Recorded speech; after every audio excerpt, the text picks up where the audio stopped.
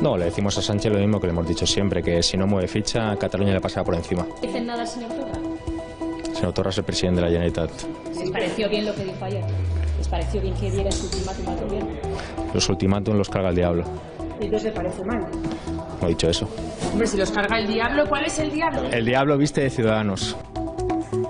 Buenas noches. El separatismo cada vez más roto. Una fractura evidente en un contexto en el que ambas formaciones reconocen estar todavía tendiendo puentes. Muchos independentistas ni siquiera conocían los planes de Quim Torra de dar un ultimátum al gobierno de Pedro Sánchez. Algunos lo reciben con mucha sorpresa y otros muestran su rechazo a esta exigencia, como Rufián. El separatismo se está tensionando. Por un lado, la ultraizquierda de la CUP, que pide más radicalidad y desobediencia para proclamar la República. Son los que manejan a los más violentos de la calle y son los que sostienen al gobierno de Quim Torra con su apoyo parlamentario. Por otra parte, Torra ha levantado el pie del acelerador. Si ayer daba un ultimátum al gobierno de un mes para convocar un referéndum o le retiraba su apoyo en Madrid, hoy en la carta que ha enviado a Sánchez le pide reunirse nuevamente y seguir dialogando. Es decir, buscan ganar tiempo para intentar una solución a una situación que se les ha ido de las manos por irresponsables. La clave es cuánto va a tardar el gobierno de España en decir basta y poner los puntos sobre las íes a tanto desmán, desafíos y saltos a la ley. Más noticias en nuestro sumario.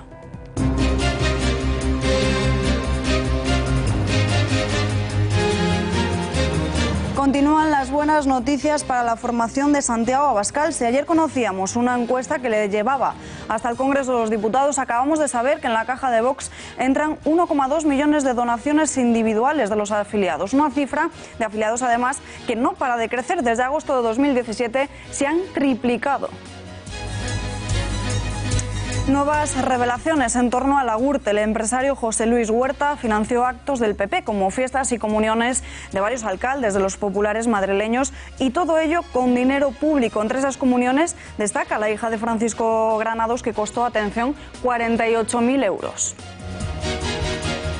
Hombre, se supone que si él, no se supone, es así, que si él me da la fiesta de metro y se facturan en total, entre todas las inauguraciones, no sé si me ocurre 1 millón de euros entre todas, las 5, las 6, las 7, y ganas un 15, un 20%, te quedan 200.000, pues imagino que se cree con derecho a pedirte una comunión.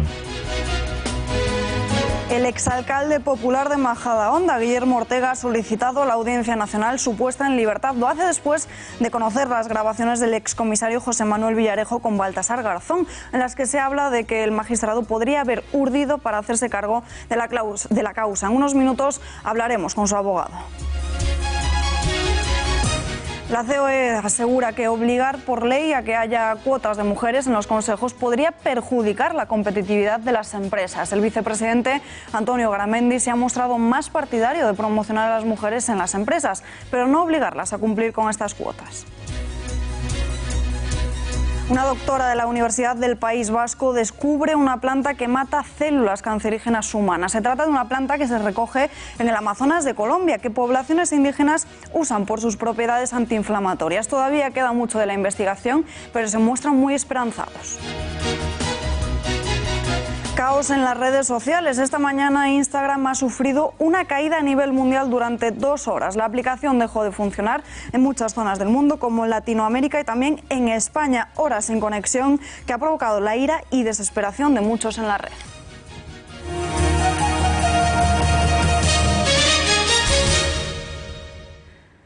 Ya conocemos la fecha en la que el presidente tendrá que dar la cara y las explicaciones oportunas de su tesis doctoral tras las acusaciones de plagio destapadas por varios medios. Es el día que se plantea en el Senado, el día 23 de octubre, pero la mesa de la Cámara no ha cerrado todavía la fecha porque están esperando qué es lo que plantean desde Moncloa. La duda recae sobre cómo será el debate, es decir, si el único punto que se va a tratar va a ser el de la tesis o no, porque el Gobierno quiere que se hable únicamente más abiertamente de política general. Desde el Partido Popular exigen que sea un debate monográfico. En otras palabras, que solo se hable de la tesis del presidente. Se reduce la previsión de crecimiento. El Fondo Monetario Internacional reduce esta previsión en nuestro país. Según sus estimaciones, va a repuntar hasta el 2,7% durante este año 2018 y el 2,4% en el próximo. Advierten de que la desaceleración está siendo algo más intensa de lo esperado y atención, porque piden al Gobierno medidas económicas más creíbles. La institución advierte del grave peligro que supondría ligar las pensiones al IPC, tal y como recomienda el Pacto de Toledo y tal y como viene prometiendo Pedro Sánchez. It is also critical to be prudent when projecting measures, when projecting how much the new measures can yield, and be ready to take additional actions, including on the spending side, in case of any revenue shortfalls. El fondo descarta revalorizar las pensiones con el IPC, pero en diferentes sindicatos siguen pidiendo hacerlo. Desde Comisiones Obreras exigen que el Gobierno de Sánchez hable claro en lo referente a este asunto. Nos preocupa la sensación de mensajes cruzados que empieza a dar el Gobierno en materia de pensiones. Nos preocupa que la ministra de Economía, Nadia Calviño, ayer hiciera unas declaraciones sobre la imposibilidad o sobre la no apuesta del Gobierno por la revalorización de pensiones en base al IPC. Y exigimos claridad. Exigimos claridad porque en materia de pensiones una de las peores cosas que se pueden hacer es lanzar incertidumbres a la sociedad española.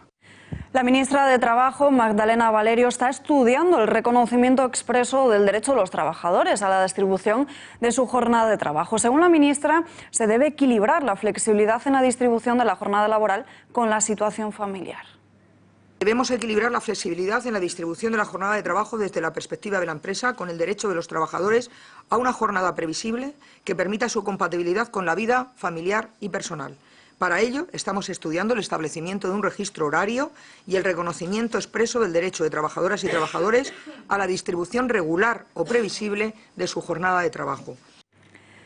Analizamos estos datos económicos con el catedrático de Economía en el San Pablo CEU, Javier Morillas. Señor Morillas, muy buenas noches. Buenas noches. La nueva previsión del fondo se alinea con la del Gobierno español, que sigue confiando en un crecimiento del 2,7% y este año y el próximo 2,4%. ¿Está siendo entonces la desaceleración económica algo más intensa de lo que estábamos esperando hasta este momento? Está siendo algo más intensa, pero tanto por razones externas como quizá especialmente por las internas. ¿Por qué esta desaceleración influye la subida del precio del barril del petróleo? Influye la subida del precio del barril, influye la retirada parcial de estímulos con perspectiva de seguirla reduciendo, también la futura expectativa en cuanto a aumento de tipo de interés, pero yo creo que sobre todo influye la indeterminación del Gobierno en cuanto a las distintas medidas que tienen planteados cada uno de los miembros del Ejecutivo, muchas veces medidas contradictorias, la organización de mucho ruido, y todos son subidas de impuestos, subidas e incrementos de gasto. No se habla de reforma de las administraciones públicas, no se habla de reducción del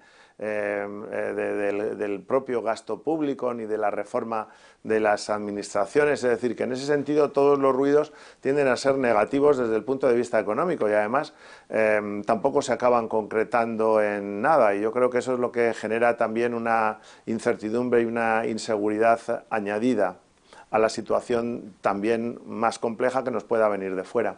También se advierte y se pide a Sánchez un paquete de medidas económicas creíbles. ¿Qué quiere decir esto? Se está pidiendo que se cuantifique de manera más realista el impacto que van a tener las diferentes subidas de impuestos.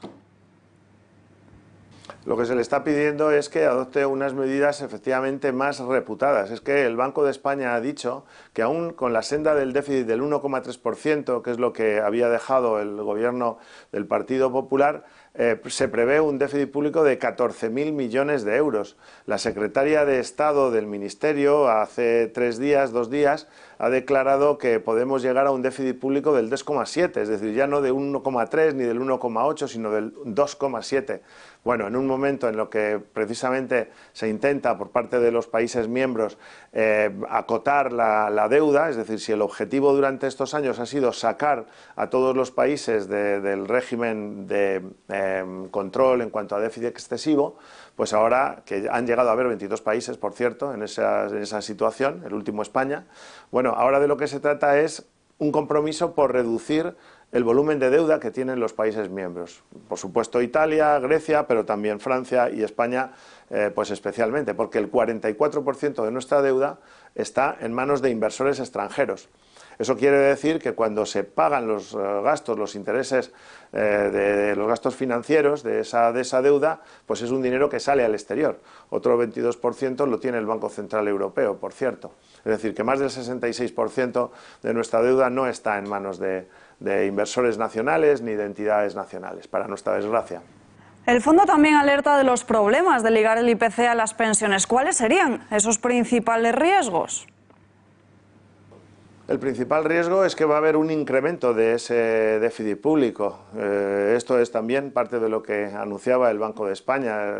Lo que se ha quedado en el Pacto de Toledo es que se iba a tener en cuenta o que se iba a utilizar como base, como referente, el IPC.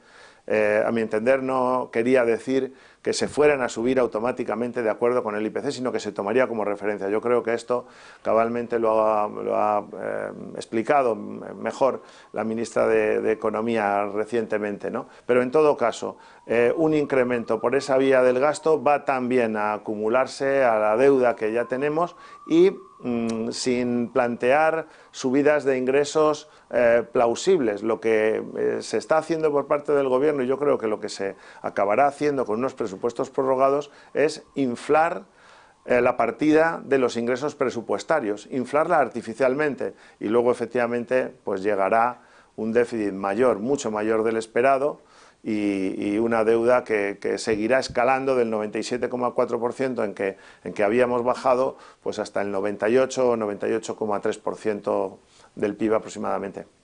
Señor Morillas, muchísimas gracias por estar con nosotros en directo. Buenas noches. Buenas noches. El Tribunal Supremo ha confirmado este miércoles la condena de 4 años y medio de prisión impuesta al exvicepresidente del Gobierno, Rodrigo Rato, por el uso fraudulento de las conocidas como tarjetas Black de Caja Madrid y Bankia. La Sala avala de esta manera que el expresidente de Bankia es responsable de un delito de apropiación indebida, el mismo que le impuso la Audiencia Nacional. La condena es firme. Que debemos condenar y condenamos al acusado, a Rodrigo de Rato Figaredo, como autor criminalmente responsable de un delito continuado de apropiación indebida ya definido, si la concurrencia de circunstancias modificativas de la responsabilidad criminal, a la pena de 4 años y 6 meses de prisión, multa de 10 meses con una cuota diaria de 20 euros, con una responsabilidad personal subsidiaria de un día por cada 2 cuotas impagadas, con las accesorías de inhabilitación especial para el ejercicio del derecho de sufragio pasivo y de la actividad bancaria durante el tiempo de la condena. El exalcalde popular de Majadahonda, Guillermo Ortega, ha solicitado a la Audiencia Nacional su puesta en libertad. Lo hace después de conocer las grabaciones del excomisario José Manuel Villarejo con Baltasar Garzón, en las que se habla de que el exjuez podría haber urdido para hacerse cargo de la causa. Ortega ha enviado un escrito a la sección segunda de la Sala de lo Penal, en la que se destaca que hay nuevos indicios solventes respecto a la nulidad de todo lo actuado por el juez Garzón. Y tenemos conexión en directo con su abogado, con Marcos Molinero. Señor Molinero, muy buenas noches. Muy buenas noches. Con esas grabaciones de Villarejo, ¿se evidencia, por tanto, que Garzón quería que la causa cayera en su juzgado? Con estas grabaciones de Villarejo se evidencia lo que nosotros, muchos abogados, venimos denunciando ya desde la instrucción, y es que Garzón, en connivencia y conocimiento de 2 fiscales de la Fiscalía Anticorrupción, atrajo para sí o se hizo con la instrucción del caso Gürtel y utilizó a los hoy condenados en el caso Gürtel como un medio de presión o de pinza contra el gobierno del Partido Popular. Entonces, sobre no es nuevo lo que estamos afirmando, ni muchísimo menos. Lo que pasa es que sobre ese papel que jugó Villarejo junto con Garzón, ¿se puede hablar de montaje, de intentar crear esta causa un golpe contra el Partido Popular? A mi juicio sí, esto es un juicio político y los hoy condenados son los instrumentos que han utilizado el señor Baltasar Garzón junto con altos mandos policiales, según y presuntamente se desprende de esas conversaciones, han utilizado como instrumento para hacer un juicio político. A mi juicio ha sido un juicio político con unas reglas que vamos descubriendo en función se ha ido desarrollando el propio proceso y las que se van descubriendo en estos momentos. Pero quiero reiterar, es que esto no es nuevo, ya lo denunciamos en cuestiones previas y de hecho la sentencia ni lo menciona, es algo a lo que no han querido atacar porque realmente es un tema muy complejo que afecta al corazón de la nulidad y del juicio justo de un proceso, que es lo que estamos pidiendo y hemos pedido siempre, independientemente de que nos haya hecho creer o no creer a los hoy condenados como personas vinculadas a actos de corrupción.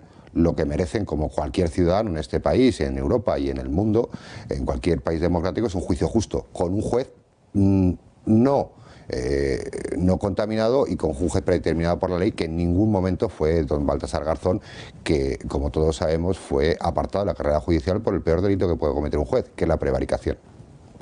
Independientemente de que Garzón delinquiera o fuera chapucero y por tanto se pudiera suspender el proceso, lo que queda claro es que hubo trama Gürtel, un gravísimo caso de corrupción en la Comunidad de Madrid que afecta a su defendido. Sí, pero vamos a ver, yo quiero dejar una cosa muy clara, que haya trama o no haya trama, ahora tenemos una sentencia que no es firme y ya veremos lo que dice el Supremo. Que haya trama o no haya trama lo voy a explicar de una forma muy coloquial. Los presuntos corruptos no pueden ser juzgados por corruptos, porque una cosa no queda la otra. Es decir, lo que no podemos ser es, el sistema judicial no puede ser el malo que con trampas intente desmontar una trama. ¿Que la hay o la ha habido? Eso de momento dice la Audiencia Nacional, pero eso no justifica que se utilicen cualquier medio para obtener los fines que presuntamente ahora mismo les ha llevado a la condena que ha recibido. Desde luego, pero señor Molinero, para que quede claro, cobro de comisiones a cambio del amaño de adjudicaciones de contratos públicos para las empresas de la trama. De eso se acusa a su defendido. Pese a la trama, Villarejo Garzón, ¿es el exalcalde culpable entonces o no? A mi juicio no.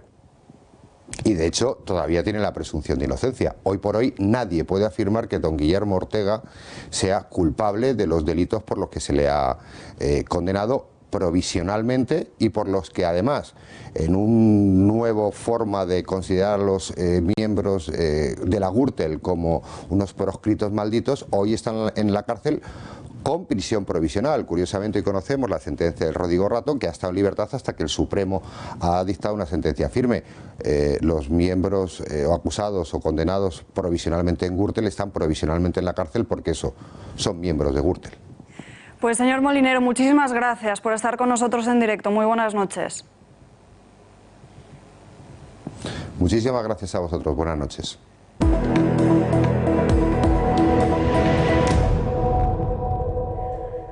El presidente de la Generalitat levanta el pie del acelerador. Después del ultimátum al gobierno y la negativa por parte de este, Quim Torra escribe una carta al presidente. Una carta escrita con un tono mucho más relajado de lo que ha tenido en los últimos días, en la que le invita a mantener una reunión en el Palau de la Generalitat para hablar de todo en profundidad. Debemos hablar de todo en profundidad, de su proyecto para Cataluña y también del ejercicio del derecho a la autodeterminación. Es la solución que puede resolver el conflicto de forma sostenida y democrática. El pueblo de Cataluña merece una respuesta valiente y distinta a la que ha recibido hasta hoy. La fractura del separatismo se hace cada vez más grande. El ultimátum de ayer de Torra de referéndum, un mes o retiramos el apoyo, divide al independentismo. Algunos desconocían estos planes y así se lo han hecho saber a los medios de comunicación. En un contexto en el que ambas formaciones reconocen estar todavía tendiendo puentes, han recibido esta noticia con mucha sorpresa. E incluso algunos han mostrado su enfado con poner fechas límites, fechas fijadas que tantos dolores de cabeza causaron en su día a los separatistas. No, le decimos a Sánchez lo mismo que le hemos dicho siempre, que si no mueve ficha, Cataluña le pasará por encima. ¿Dicen nada al señor Torra? Señor Torra es el presidente de la Generalitat. ¿Les pareció bien lo que dijo ayer? ¿Les pareció bien que diera ese ultimátum al gobierno? Los ultimátum los carga el diablo. ¿Y entonces le parece mal? No he dicho eso. Hombre, si los carga el diablo, ¿cuál es el diablo? El diablo viste de Ciudadanos. Enfado que provoca que algunos exconsejeros se comiencen a desmarcar y, si no, presten atención a las palabras de la que fuera consejera de Ensenyança, de Clara Ponsatí. És evident que el govern que tenim ara no ens està acostant a cap república i això. Parlar de llargues marxes i totes aquestes coses, jo no acabo d'entendre què vol dir. I si no ho entenc jo, doncs suposo que hi ha molta altra gent que no ho entén. Escisión el separatismo, pero desde la CUP, desde Prisión y desde Bélgica pretenden mostrar firmeza. Continúan en su empeño de independencia sí o sí, sin ningún tipo de impedimento, o por lo menos la celebración de referéndum. Perquè aquest poble finalment guanyarà la independència, amb vostès o, si cal, contra vostès. I nosaltres estem disposades a, amb el poble, saltar aquesta barrera.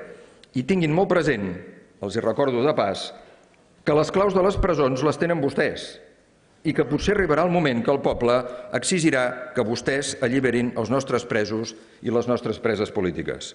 Ya sabemos cómo es el PSOE. Pueden cerrar tantas veces como quieran la puerta al diálogo que siempre nos encontrarán poniendo el pie. Diálogo y negociación. Será nuestra fuerza democrática y nuestra persistencia las que harán posible que votemos en un Será nuestra fuerza democrática y nuestra persistencia las que harán posible que votemos con reconocimiento internacional. The only way to know that is to ask and to accept the results. I always say I will accept a negative result of a referendum about the independence of Catalonia. We don't know if the majority of Catalan people are in favor of a new Statute of Autonomy or in favor of an independent state, because we must to ask. We demand the right to ask the people. Tanto monta Mariano Rajoy como Pedro Sánchez son los reproches de Junts per Cat al Ejecutivo. Albert Batet alerta de que la paciencia se ha agotado y aboga por implementar una república que, a su juicio, responde al mandato del 1 de octubre. I el PP ja no governa a Madrid. I tanmateix, el govern del PP no governa a Madrid, però tanto monta tanto Isabel como Fernando, tanto monta tanto Mariano Rajoy con Pedro Sánchez.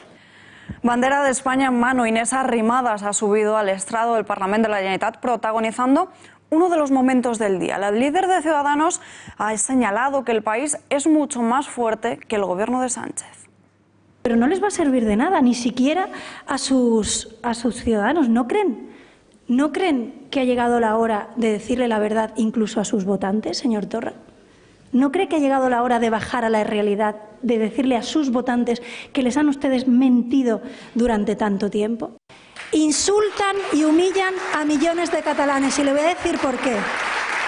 Porque cuando ustedes queman, cuando sus compañeros y colegas de los comandos separatistas queman banderas de España en la puerta del Parlamento, cuando la descuelgan de los edificios de la Generalitat, ¿saben por qué lo hacen? Porque esta bandera representa la igualdad, la solidaridad y la unión de 47 millones de personas. Representa un país democrático de la Unión Europea. Representa un país de ciudadanos libres e iguales. Un país mucho más fuerte, se lo aseguro, que la debilidad del gobierno de Pedro Sánchez. Y ni usted ni sus comandos separatistas van a hacer desaparecer esta bandera de Cataluña ni todo lo que esto representa. Muchas gracias. A Ciudadanos le han reprochado no querer solucionar el conflicto político en Cataluña. Desde el PSC, Miquel Iceta asegura que se está mucho mejor ahora que hace un año, cuando se declaraba la independencia. El socialista solicita calmar los ánimos y apostar por el diálogo. Vostè vol negociar amb el govern d'Espanya sense preocupar-se abans per tenir un acord ampli a Catalunya. Nosaltres creiem que això és un error. Vostè no pot prendre iniciatives oblidant la majoria dels catalans, prescindint de la majoria de catalans, prescindint d'aquest Parlament.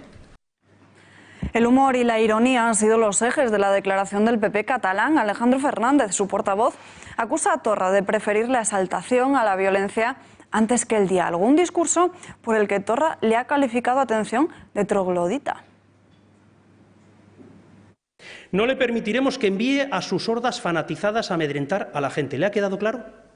No aceptamos sus amenazas, No las vamos a tolerar. ¿Le ha quedado claro? Dimita, dimita. Y sé que son palabras contundentes. Y abrimos nuestra habitual sección de la lupa de Rafa Núñez Huesca. Rafa, muy buenas noches. Muy buenas noches, Alba. Hablamos de esta ruptura porque parece que ni en sus propias filas han sentado bien el ultimátum de Torra al gobierno. Bueno, desde luego, ya hemos escuchado en este mismo programa que Gabriel Rufián, que es el portavoz adjunto de Esquerra Republicana en el Congreso de los Diputados, ha calificado de una patraña las exigencias del presidente de la Generalitat, Quim Torra, diciéndole a Pedro Sánchez, bueno, pues que tenía un mes, poco más o menos, para convocar un referéndum de autodeterminación. Ha dicho literalmente Gabriel Rufián que los referéndums los carga el diablo. Además, ha dicho, en aviso a navegantes, que Esquerra Republicana en Madrid resuelve ellos mismos sus propios contenciosos, como queriéndole decir al presidente de la Generalitat que no se meta. De manera, Alba, que tenemos ya un conflicto entre Esquerra Republicana y el PDeCAT, o los neoconvergentes que lideran Quim Torra. Primer conflicto, pero no es el único. Porque a todo ello hay que sumarle que los ataques de los CDR son otra vía de agua más en el separatismo, ¿no? Efectivamente. Quim Torra es un presidente xenófobo, es un presidente racista, es un presidente ultramontano y radical, y que, sin embargo, cuando cree necesario someter a los CDR, lo hace sin contemplaciones, como vimos el otro día en las puertas del Congreso, del Parlamento de Cataluña. Quim Torra fue incluso abucheado, llamado traidor, botifler, que es como se le denomina en catalán a los traidores, precisamente por estos CDRs. Estos CDRs, hay que recordar a los espectadores que se tratan de comités de defensa de la República, construidos a imagen y semejanza de los comités de defensa de la Revolución cubanos. Son entidades autónomas, existen en torno a 300 en Cataluña, que actúan y operan de manera absolutamente independiente los unos de los otros y por tanto son incontrolables. No existe una jerarquía entre ellos, ni siquiera dentro de ellos mismos. Y se pueden dar las circunstancias, como se ha dado en el pasado, de que unos CDRs estén clamando por entrar en el Parlamento y otros CDRs, en este caso los gerundenses, en la provincia de Gerona, reclamarán cesar las hostilidades. Sea como fuere, la Asamblea Nacional de Cataluña, Alba, y Òmnium Cultural ya no controlan el nacionalismo cívico, ahora son los CDRs y, como digo, son incontrolados y como consecuencia de ese descontrol la Generalitat tiene otro problema, además de sus conflictos con Esquerra Republicana. Con Esquerra Republicana por ahora y con el CDR, pero hay más. ¿Desde cuándo se están produciendo estas desavenencias? El conflicto tiene su origen, seguramente, en el momento en el que Carles Puigdemont dio la espantada, se marchó, se fugó y se convirtió en un prófugo de la justicia. Digo que el conflicto tiene su origen ahí, en ese momento, porque Oriol Junqueras, que en ese momento era el conseller en cap o el vicepresidente de la Generalitat, no tomó esa vía. Oriol Junqueras se quedó en Cataluña y fue encarcelado. Ahora mismo está en prisión preventiva y, como él, otros muchos consejeros de Esquerra Republicana se quedaron en Cataluña, al contrario que Carles Puigdemont. Además, y esto lo hemos sabido recientemente, la esposa de Oriol Junqueras denunciaba en la televisión pública catalana que Carles Puigdemont ni siquiera había tenido el gesto de llamar por teléfono a Oriol Junqueras en la cárcel. No se había preocupado ni siquiera por él. De manera que, como vemos, existe una trama de hostilidades interna que es bastante más densa de lo que desde Madrid se puede llegar a pensar. Pero hay algo, Rafa, en lo que sí todos están de acuerdo, ¿no? Efectivamente, es algo, además del objetivo común que les une a todos los separatistas, que es la secesión. Por cierto, separatistas más separados que nunca, parece una suerte de justicia poética, pero es así. Es difícil abogar o tener como vocación la secesión y la separación y mantenerse unidos. Bueno, pues los separatistas se están separando entre ellos. Decía Salva que además del objetivo común, que es la secesión, que es la ruptura, que es la quiebra del pacto constitucional, existe un objetivo común entre todos ellos, incluso entre los miembros de Junts pel Cat o el PDeCAT, y es apartar en las próximas elecciones autonómicas, cuando se celebren, a Quim Torra, porque Quim Torra, todos parecen estar de acuerdo que tenía un perfil intelectual, dicen ellos, pese a las barbaridades y a las salvajadas que ha escrito y dicho Quim Torra, Este hombre se dedicaba a la edición de libros y tiene un perfil mucho más cultural que político, que de administración, que de gestión. Y parece, como digo, que incluso desde su propio partido, el partido al que no pertenece, pero en el que estaba inserto en sus listas, son partidarios de que Quim Torra, y esto lo vienen reflejando hoy toda la prensa catalana, no vuelva a repetir el día que haya unas nuevas elecciones autonómicas. Escuchábamos antes a Carles Puigdemont como decía que él aceptaría un referéndum. ¿Qué te parece? ¿No te parece una especie de marcha atrás? ¿Que Carles Puigdemont aceptaría, perdona? Aceptaría un referéndum aunque luego saliese un no. Si sale un no, un referéndum, ¿qué lo aceptaría? No me parece una marcha atrás porque el objetivo de los separatistas es obviamente la secesión, pero la secesión es la consecuencia de celebrar un referéndum de autodeterminación. Uno de los principales arquitectos del procés, que es Josep Lluís Carod Rovira, dejó escrito en sus memorias, en uno de sus últimos libros, que el objetivo debería ser, para dotar al proyecto separatista de una suerte de democratismo, el objetivo debería ser celebrar un referéndum de autodeterminación, porque a partir de ese momento el referéndum habría de repetirse sucesivas veces hasta que el separatismo lo ganara. Ocurrió en 1985 en el Quebec y ocurrió en 1995 en el Quebec. El referéndum se va celebrando sucesivamente hasta que el territorio que aspira a la secesión acaba finalmente teniendo éxito. Y además, decía Carod Rovira, era importante que Cataluña se autodeterminase, porque eso la colocaría en una proyección internacional y mediática sin precedentes, y todo el mundo pensaría, decía Carod Rovira, que Cataluña era un país que estaba ya a las puertas de la independencia, ya no se la asociaría con el resto de España. De manera que no me llama la atención que a Puigdemont le interese poco el resultado del referéndum, porque tarde o temprano, cuando se volviera a celebrar, que se volvería a celebrar, piensa Puigdemont, acabarían ganando. Pues ahí quedas a punto, Rafa, gracias. En unos minutos volvemos contigo.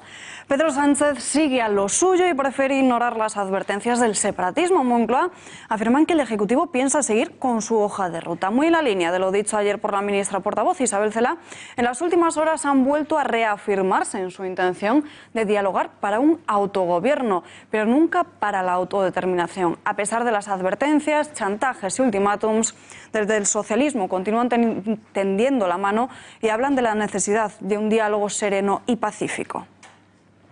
En la bancada del Gobierno sacan pecho por haber respondido tan rápido a esas palabras de Quim Torra. La ministra de Política Territorial, Meritxell Batet, se pregunta quién representa exactamente el presidente con esas declaraciones. Él sabe perfectamente que esa es la respuesta. Tampoco sé si el señor Torra, con esa declaración, no sé a quién representaba exactamente. Ha salido que Esquerra Republicana no estaba informado, por tanto no representaba a Esquerra Republicana. Ha salido que había grupos de trabajo con el Gobierno de España para avanzar precisamente en mejorar la vida de las personas, una bilateral sobre cómo aplicar y cómo articular el plan de vivienda. Tampoco representaba, por tanto, a esos interlocutores que mantenían esas conversaciones.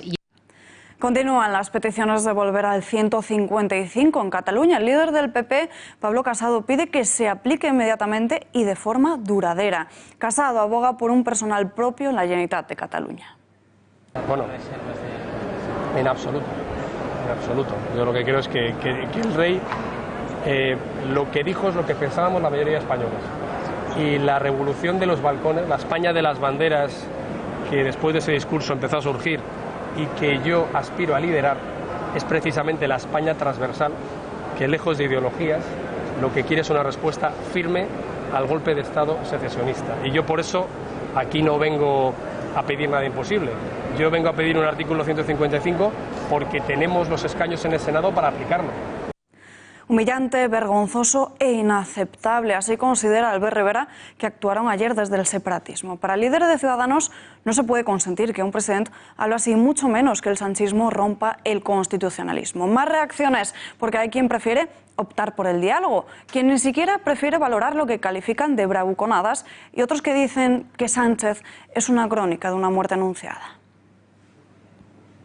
Creo que es necesario, sí, recuperar el liderazgo político e institucional. El liderazgo político e institucional y asumir la responsabilidad de adoptar decisiones decisiones en busca del bien común.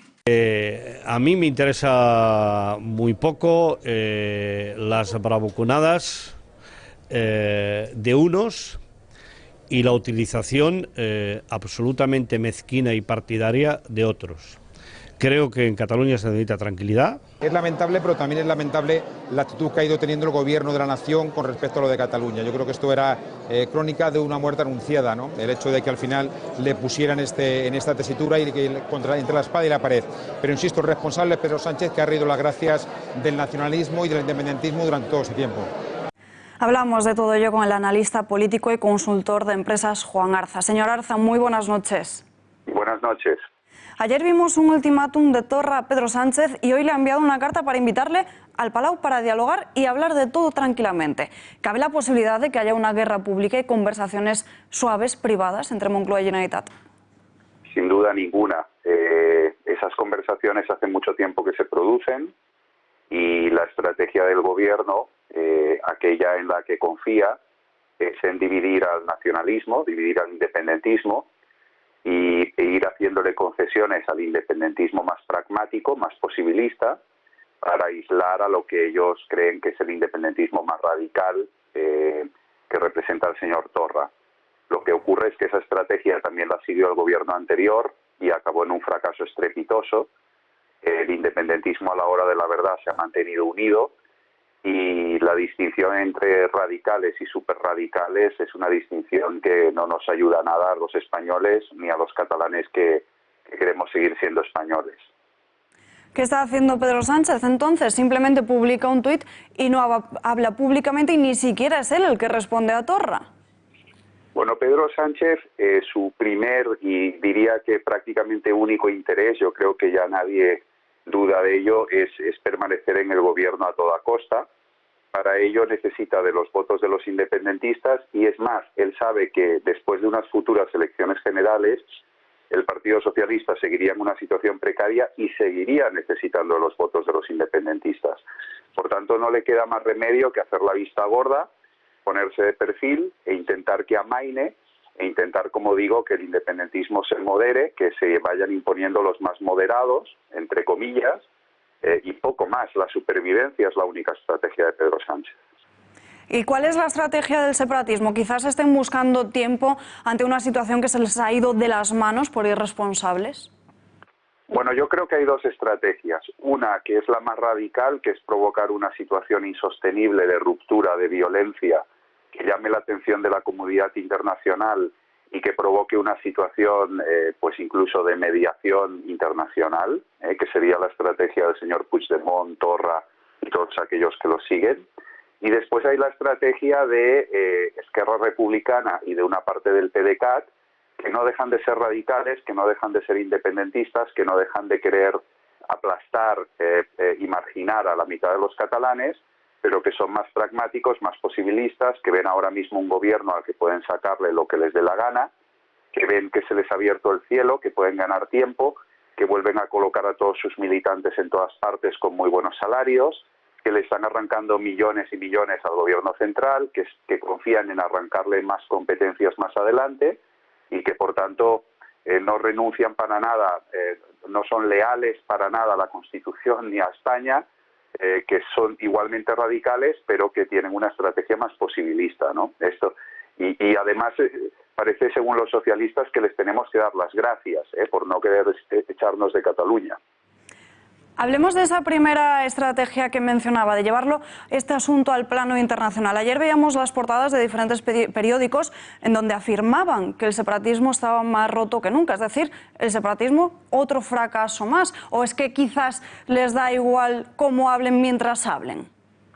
Claro, es que es muy importante para entender qué es lo que ocurre en Cataluña, entender que hay una parte de la población catalana que vive en una burbuja, que desde que se levanta por la mañana y ponen la radio del Conde de Godó, y hasta que se acuestan por la noche viendo el Telenoticias de Televisión de Cataluña, de TV3, solo reciben noticias falsificadas y noticias sesgadas. Entonces, es ese mundito el que se mueve, el que se cree que todo esto está teniendo una repercusión internacional, que la causa catalana está siendo bien vista, la causa independentista, mejor dicho, está siendo bien vista fuera de nuestras fronteras. Al resto del mundo todo eso nos parece ridículo, absolutamente ridículo. Pero dentro de ese mundo y dentro de esa burbuja comunicativa e informativa, todo esto se toma absolutamente en serio. La carta del señor Torra hoy, que iba con copia a Donald Trump, a Emmanuel Macron, que iba con copia a jefes de Estado y de Gobierno de todo el mundo, es un hecho absolutamente ridículo, pero sin embargo ellos se lo toman todo esto muy en serio. Entonces, señor Arza, para terminar con esa burbuja, ¿qué es lo que hay que hacer? ¿155? Para mí no queda más remedio que arrebatarle el poder de control social y de propaganda que tiene el nacionalismo.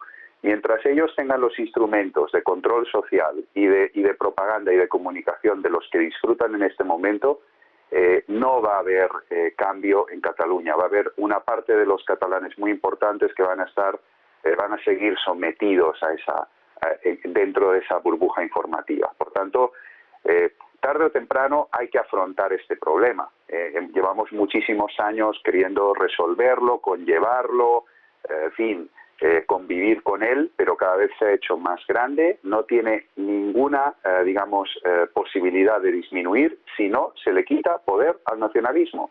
Y por tanto es imprescindible que se aplique un 155 con efectos extensos y duraderos que nos quite de encima esta clase política que es una auténtica plaga. ¿Cabe la posibilidad de que el separatismo más radical fuerce unas elecciones para conseguir echar a Quim Torra? Bueno, el propio Quim Torra yo creo que no las tiene todas consigo, como ninguno de los líderes que se pongan a cabalgar ese tigre que es el nacionalismo radical. Y sí, no es descartable un escenario en el que las CUP, ¿no?, que representan políticamente a esos sectores más radicales, le retiren su apoyo a la mayoría independentista y al final, a la postre, pues fuercen a un nuevo adelanto electoral en Cataluña. No es nada descartable. Ha roto Pedro Sánchez el constitucionalismo y es como le definen algunos estos hechos, la crónica de una muerte anunciada. Sí, yo creo que la responsabilidad de Pedro Sánchez es tremenda y es terrible, ¿no? Efectivamente, una primera consecuencia de su gobierno y de su pacto de gobierno con todos los independentistas y la extrema izquierda ha sido la rotura del frente constitucional.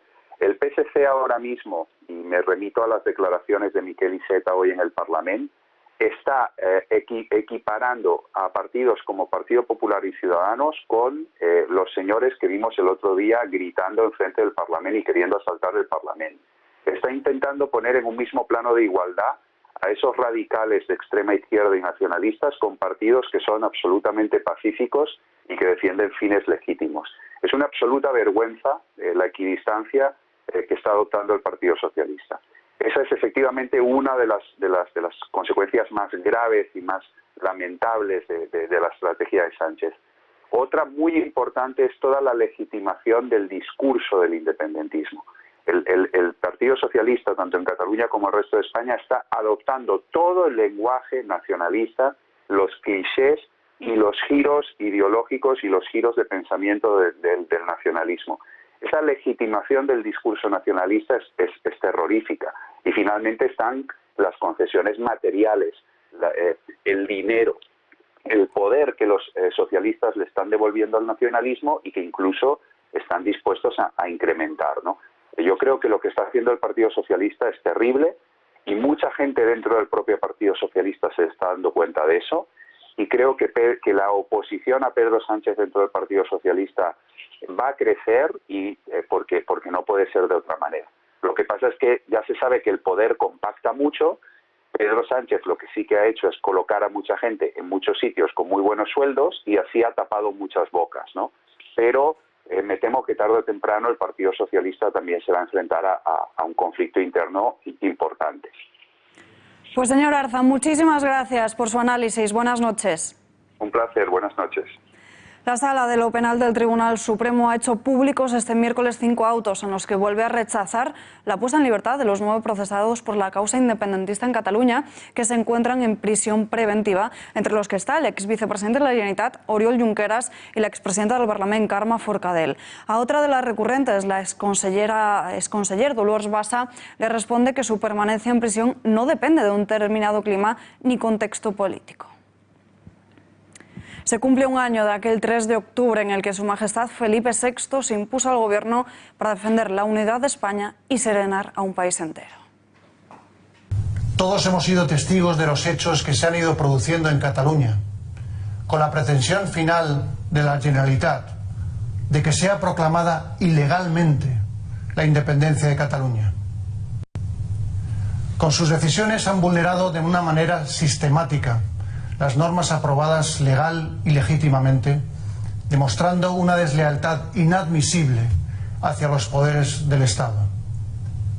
Un Estado al que precisamente esas autoridades representan en Cataluña y con su conducta irresponsable incluso pueden poner en riesgo la estabilidad económica y social de Cataluña y de toda España. Esas autoridades, de una manera clara y rotunda, se han situado totalmente al margen del derecho y de la democracia.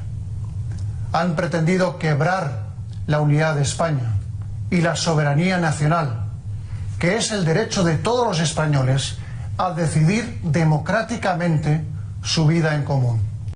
Es responsabilidad de los legítimos poderes del Estado asegurar el orden constitucional y el normal funcionamiento de las instituciones, la vigencia del Estado de Derecho y el autogobierno de Cataluña, basado en la Constitución y en su Estatuto de Autonomía. Son momentos muy complejos, pero saldremos adelante, porque creemos en nuestro país y nos sentimos orgullosos de lo que somos, porque nuestros principios democráticos son fuertes, son sólidos, y lo son porque están basados en el deseo de millones y millones de españoles de convivir en paz y en libertad. Mi entrega al entendimiento y a la concordia de los españoles y mi compromiso como rey con la unidad y la permanencia de España. Los vecinos de una localidad de Gerona han tenido que escuchar los discursos de Su Majestad Felipe VI y también de Mariano Rajoy desde las alcantarillas. Es responsabilidad de los legítimos poderes del Estado asegurar el orden constitucional y el normal funcionamiento de las instituciones. Los radicales de esta localidad de Olot han colocado hasta 10 altavoces en las principales calles. La idea ha sido supuestamente de una asociación de artistas. La acción ha sido bautizada por el colectivo como Voces de Cloaca. Constitucional y el normal funcionamiento de las instituciones. Pasaban las 9 de la noche cuando todos los españoles se sentaban en el sofá de su casa a escuchar a Su Majestad, a Felipe VI. Necesitaban escuchar a alguien que alzase la voz contra la deslealtad inadmisible de la Generalitat, eso que no hizo el gobierno de Rajoy y que el rey no dudó en hacer. Editorial con Rafa Núñez Huesca.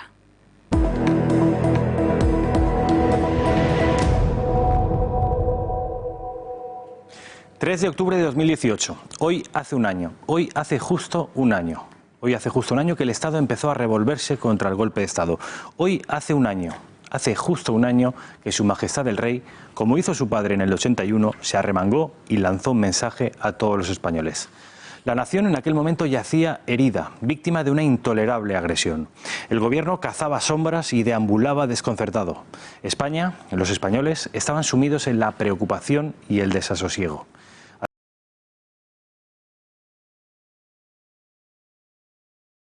Acusaba de reaccionario, liberticida y hostil a las libertades civiles.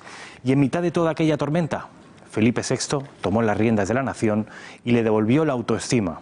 En un discurso extraordinariamente contundente, el rey llamaba al gobierno a sofocar la rebelión. Decía Su Majestad que ante esta situación de extrema gravedad que requiere el firme compromiso de todos con los intereses generales, es responsabilidad de los legítimos poderes del Estado asegurar el orden constitucional y el normal funcionamiento de las instituciones. No solo azuzó al Ejecutivo de Rajoy, el rey activó el patriotismo y llenó con sus solas palabras la masiva manifestación constitucionalista que habría de celebrarse 5 días después en Barcelona. Hoy hace justo un año que el rey terminaba su alocución apelando al compromiso de la corona con la Constitución, con la democracia, con la unidad y con la permanencia de España.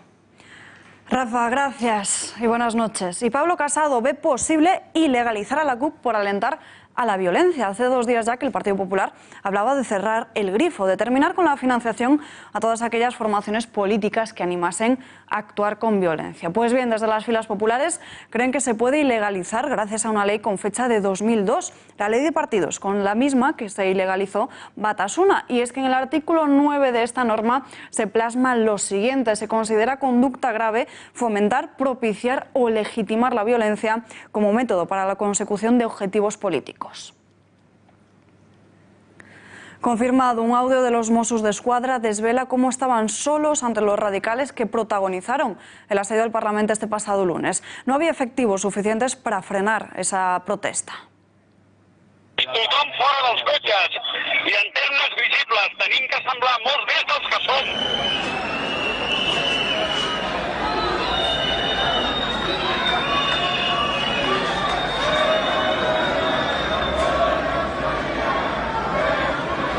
Tothom fora dels cotxes, llanternes visibles, tenim que semblar molts més dels que som.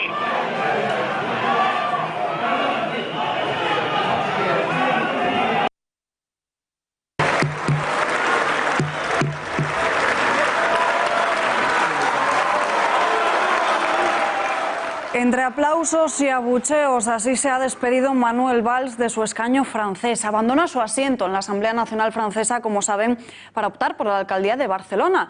En su despedida, el ex primer ministro, visiblemente emocionado, dedicó unas palabras a Francia, expresando su reconocimiento a un país que califica como único. El presidente de esta Asamblea le ha elogiado diciéndole que lo que pierde Francia lo gana.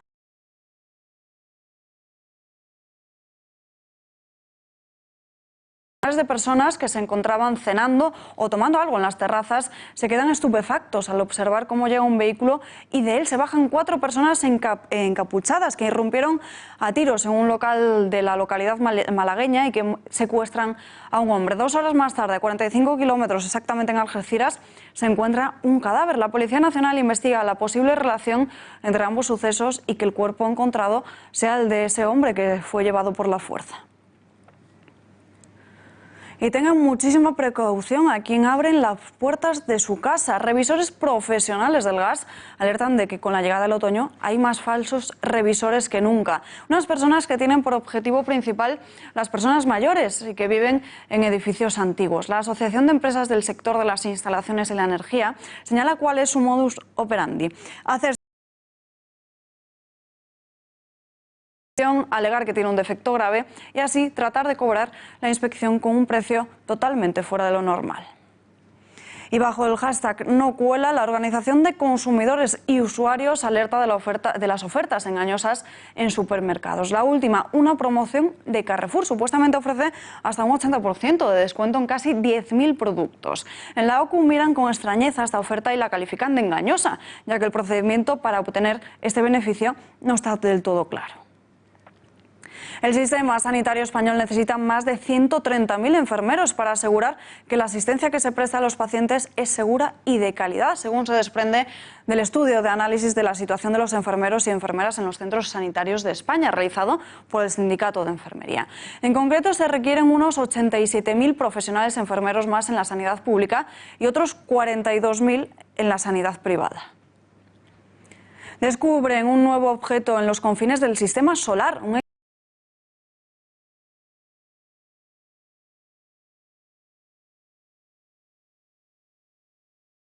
Sistema solar. El nuevo objeto encontrado, llamado coloquialmente como el Duende, tiene una órbita que sugiere la existencia de un planeta aún más lejano y más grande. Y van a ver ahora cuál es el problema de matemáticas que está arrasando en China y en las redes sociales. Suma ya más de 100.000 reproducciones en Internet y es todo un quebradero de cabeza para algunos. Como ven en sus pantallas, se pide saber cuál es la altura de esta mesa, conociendo su altura sin la tortuga, pero sí con el gato y viceversa, sin el gato pero con la tortuga. Mientras piensan la solución, hay dos formas de resolver este enigma. La primera con puras matemáticas, concretamente álgebra, convirtiendo la mesa, el gato y la tortuga en variables, y así sacamos dos ecuaciones que nos darían el resultado. La otra simplemente de forma visual y a ojo. Solo hay que imaginarse que una mesa está encima de la otra y si borramos a los dos animales, las dos mesas sumarían 300 centímetros, porque por lo tanto la mesa sería de 150 centímetros.